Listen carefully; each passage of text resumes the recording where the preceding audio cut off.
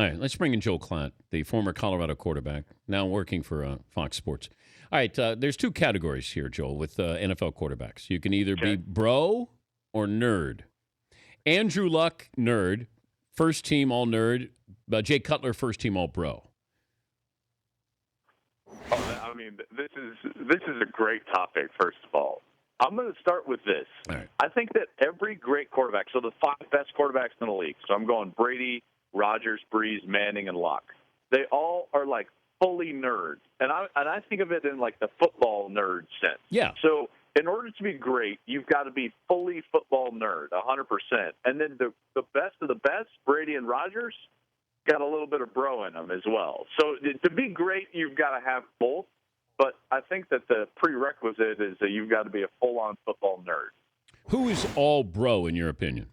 Oh, Cutler, for sure. And I don't think you can be all bro and be great. You know, if you put all your eggs in the bro basket, Yep. It's not looking good for you. All right, Joel, that's all we needed. Thanks for joining us. What about Matthew Stafford? He looks like he's all bro. Yeah, I think he's all bro. I think that he's trying to cross over, but he's like fighting himself. You know, he like doesn't want to totally do it. He doesn't want to get into AP chemistry, but he needs to. He knows to be great. What about Manziel? Manziel seems like all bro, but wants to be all nerd. A little more all nerd now.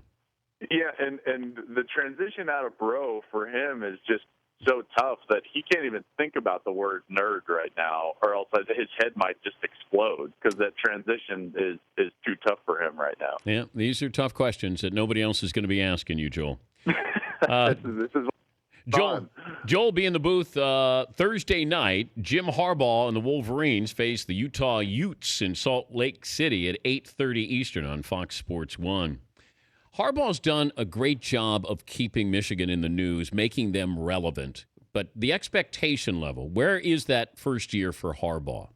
Yeah, I think that they're going to be better than most people expect. And I was actually lucky enough to go to a practice a couple of weeks ago. And immediately 2 things stuck out to me. One is I thought that the cupboard was not bare, which means even though I like him, Brady Hope drastically underachieved with that roster. You can't lead the country in turnovers and lead the Big Ten in turnovers and finish last in gaining turnovers and think you're going to be successful. So there's players out there. I think Harbaugh's ceiling this year would be 8 or 9 wins, and a lot of it depends on what happens Thursday night, of course, and if anyone can step up at the quarterback position and really grab hold of that job. But I think they're better than most people believe. 3 biggest storylines for the college football season are what? The first and foremost would be this is the first time we've ever had a unanimous number 1 in the AP poll entering the season. And so Ohio State has got to be the number 1 storyline, in particular because you've got a unanimous number 1, a returning national champion, who's got a quarterback situation on their hands. They've got 3 guys, one of them will have to change a position, that would start anywhere in the country, save for 4, maybe 5 schools. I don't think Cal, with Jared Goff would want one of those guys. I think TCU with Trevon Boykin is set, and then Connor Cook and Christian Hackenberg. Save for that, I think all 3 of those Ohio State quarterbacks would start anywhere in the country. So that would be first and foremost. I think the second one is this underlying current momentum that the Pac-12 has been gaining. I think they've been closing the gap fast on the SEC, and this might be the year that they actually close the gap fully, potentially win a national championship and take over that moniker as the best conference in the country. And then thirdly, at least for my money, is all these transfer QBs. How are they going to perform? Because we're either going to go in this direction with a lot of momentum moving forward, or it's going to slow down if these guys don't have success. The most impactful transfer quarterback is going to be? I think it's got to be Everett Golson, right? I mean, I think Golson is a guy who's played in a BCS national championship game. The only other guy to have played in and won a national championship, even though Golson didn't win, is Cardell Jones. So this roster at Florida State is constantly churning out NFL talent. With Dalvin Cook most likely back and in the fold, I think Florida State's going to be right there in the ACC. So I think if there's a quarterback that's going to impact the playoff situation more than any other, it's going to be Everett Golson. Talking to Joe Klatt from Fox Sports, former Colorado quarterback. He'll be in the booth Thursday night. It'll be the Michigan Wolverines and Utah Utes at 8:30 Eastern on Fox Sports 1. How does this scenario play out, USC and Steve Sarkeesian? Oh, I have no idea, and I can't wait to watch it. Man, it's like a soap opera, isn't it? It just like sucks in. You don't want to watch, but you've got to watch. That one hit close to home just because, I've known Steve for a long time. And so, obviously we all know he's going through some things in his personal life. But I will say this, and it's one of the things that I'm having a hard time with our current media cycle and our current media kind of structure is Dan, I actually have more problem when I go and sit with a coach and listen to him badmouth his own players or his university, the fan base, the administration, what have you, maybe even his own staff. And they get away with it because it's in the privacy of a meeting. And you get the sense that these guys are just lying to their own team and they're kind of snake oil salesmen, right? And it makes my skin crawl because I would never want to play for a guy like that. Steve Sarkeesian was eminently positive about his team and how much he believed in them and his staff and the fan base and the universe. So if anything, you could say Steve Sarkeesian was guilty of a lot of things, poor judgment being one of them, but, ripping on his own players was not. So from that standpoint, I think that Steve's getting a little bit of a bad rap right now.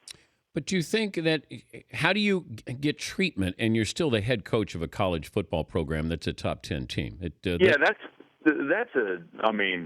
That's a great question. I think that the one thing that I would say he has now at his disposal, and I think this is an issue that is very prevalent in college football and really just in university life in general, is substance abuse.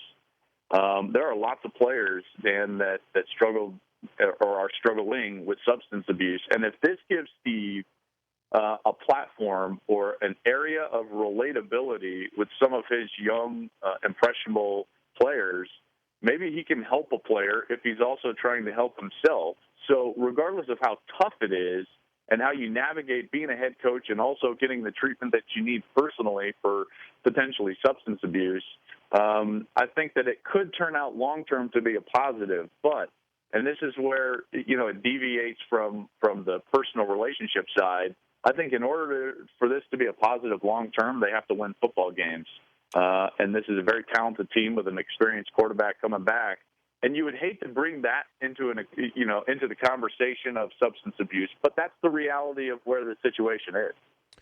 Being a former quarterback, you look at these quarterbacks who have tried to make the transfer into the NFL, and they're running these spread offenses, and we've seen that doesn't necessarily, ticket you for success in the NFL. Is it harder or easier to look at the quarterback going from college to the pros now as opposed to 10 years ago? I think it's harder, and I think the fault lies in the coaching at the college level. There are a lot of really smart guys, but when you start to limit the amount of hours, which the NCAA has done in the last 10 or 15 years, hours of meeting time and practice time, what happens is that these smart guys turn into control freaks. And so they're wanting to control everything on the field. So what you see is, in particular in the spread offenses, is that the whole offense stands up and looks at the sideline and gets the play or the check, and no one is huddling, no one's operating under the play clock because they're just snapping the football as fast as they can. So all these things that a quarterback has to learn and cut his teeth on in terms of game management is lost. They don't check the protection. They don't manipulate the coverage before the snap. They're not making decisions based on a package of plays, and they're also not operating a huddle, and they're not operating within the play clock. They're not having to do all of these things, and a lot of them don't even shift in motion within their offensive system. So when they go to the NFL, when I say it's a shock to the system, I mean it is a shock to the system, and it's almost impossible to project these guys into the NFL. It was very, very difficult with Marcus Mariota. I just thought his skill level was going to be so great that I put him as my top quarterback this year, and he's obviously had a lot of success in the preseason at least. So it's one of those things that I'm very frustrated with the college game. Being a pro-style quarterback myself, I think that quarterbacks are being given a huge disservice during the course of their college careers because offensive-oriented coaches control the game from the sidelines, not allowing their quarterback to do it from the field. Have fun on Thursday night, Joel. Good to talk to you again. Yeah, I can't wait, man. It's going to be a big one. That's Joel Klatt, the lead college football analyst for Fox Sports. It's the Utes of Utah against the Michigan Wolverines.